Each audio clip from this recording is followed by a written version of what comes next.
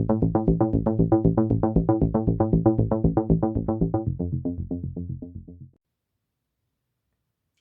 guys, welcome back to my channel. Today or this evening I'm reviewing Black Panther: Wakanda Forever. This is the sequel, obviously, to the 2018 MCU movie Black Panther. Now, obviously, going into this movie, everybody knew that unfortunately Chadwick Boseman, who played Black Panther T'Challa, passed away in 2020. So I said they had a big burden in this film to fill the void that was left by his death. And I really think that Ryan Coogler and the whole team did an excellent job in this movie. In fact, I think this is like one of the best movies, right there next to No Way Home. I think this is the best movie of Marvel Phase 4. And easily to me a top 10 MCU film overall. I mean, this was just an amazing movie. It was the way that it was done, the way it was just there was just so much heart in this movie, and the whole cast did a stellar job. So anyway, and obviously this is gonna be a non-spoiler review. I mean, just go over a little bit of the plot. Basically, so obviously this is takes place like a year after T'Challa dies, and basically they it says but with the discovery of vibranium, uh, that brings them into conflict with this underwater civilization called Talocan. It's like like an ancient Mayan civilization that's underwater. It's kind of very much like their version of Atlantis.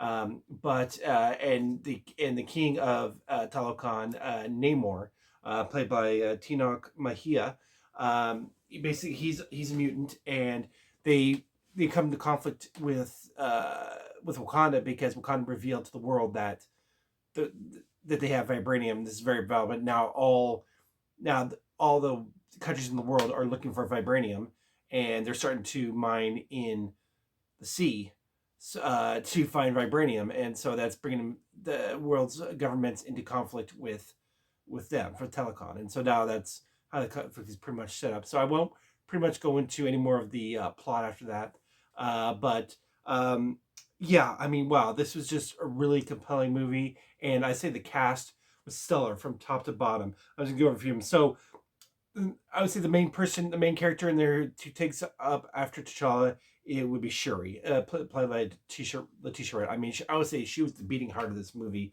What she had to go through, her emotional journey to kind of get over and the tragedy of T'Challa's passing, and to like take the mantle from him and help lead the help a nation of Wakanda, lead the nation out of that and fight Telecon. It was really amazing. So I mean, the story really centered around her, and then they see and the Denai Garcia's Okoye.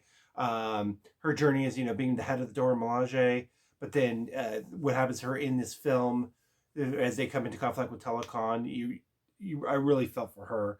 Um, so Lupita Nyong'o comes back as Nakia, you know, T'Challa's former lover, and she's been away from Wakanda, but then she's brought back into the fold. I realize that. And then of course Winston Duke as M'Baku. He's very the whole film. You can see like he got a little bit jostling for power too, because he's big, strong, and and because he competed to be Black Panther in the first movie, and so now with T'Challa gone, he kind of wants to fill that void too. And I gotta say that one of the outstanding performances too of this movie, Angela Bassett as Queen Ramonda. I mean, I wouldn't be surprised if she gets nominated for an Oscar. I mean, she was so good in this role. As they say, she had gravitas to her and like, everything, and you feel the emotion of losing family members. So throughout this movie, so it just feels like the loss you feel with her along with Shuri. You really feel for her this entire movie, and she gives a really outstanding performance.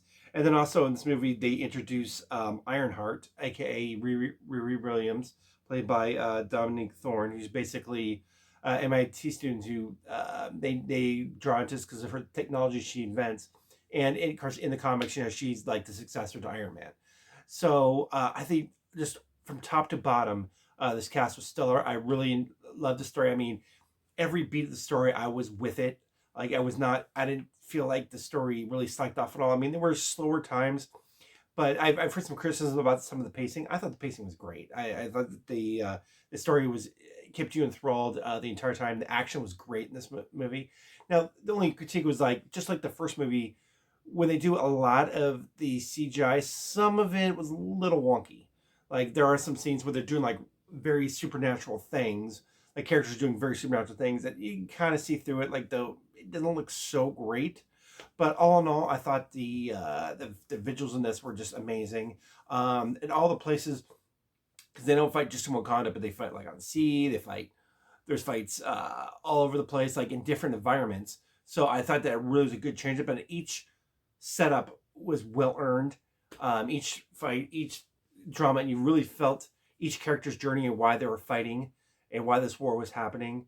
So I thought, and so the set design here was really good. And then, and I say too, and throughout the movie, you do feel the loss of Chadwick Boseman. In fact, the beginning credits were did a very nice little tribute to him, and of course at the end they do a tribute to him, and also to stay for the mid credit scene. There's just one mid credit scene. There's no end credit scene like most MCU movies. There's just the one mid credit. But I think that mid credit scene is one of the best I've seen. It's so crucial to the story. So so definitely stay for that. But I think but there's definitely scenes in this movie that are very emotional. It's definitely one of the more emotional MC movies ever. And so it's not just action, but I think the acting, and so like I said, this is definitely a top 10 MCU movie for me. I am not sure where I'd rank it, but and it's definitely like top of Phase 4. It's like I mean this might even be better than No Way Home for me, but I mean those two are kind of neck and neck. Um, so yeah, I just thought this is a really good, excellent follow up to the first movie. In fact, in some ways, it kind of exceeded the first movie. Of course, the only thing I think it's the only thing that was missing was Chadwick Boseman, but I do think they kind of filled that void really well. As I think Shuri, Letitia Wright as Shuri did a excellent job in his place. And I think everybody in this movie just stepped up their performances like all around. I don't really there was not I can there was not much weakness in this movie. Like there was not much I could really critique. Maybe I said a little bit of the CGI, but that's about it. I thought everything. I thought it was just an excellent movie all around. And it's just I know some people have complained about the length of it. I thought the length was great because by the end of the movie I just wanted more and more and more. Like man, I want to know more. What's going on? Wait, where And this plus wherever they leave after they left off, I was like, oh man. I want to know more. What's going to happen? Especially the political situation, like Wakanda. What's going to happen? So, overall, this is an excellent movie. If you like the MCU, definitely got to check this movie out. I highly recommend it. Um, I just love this movie.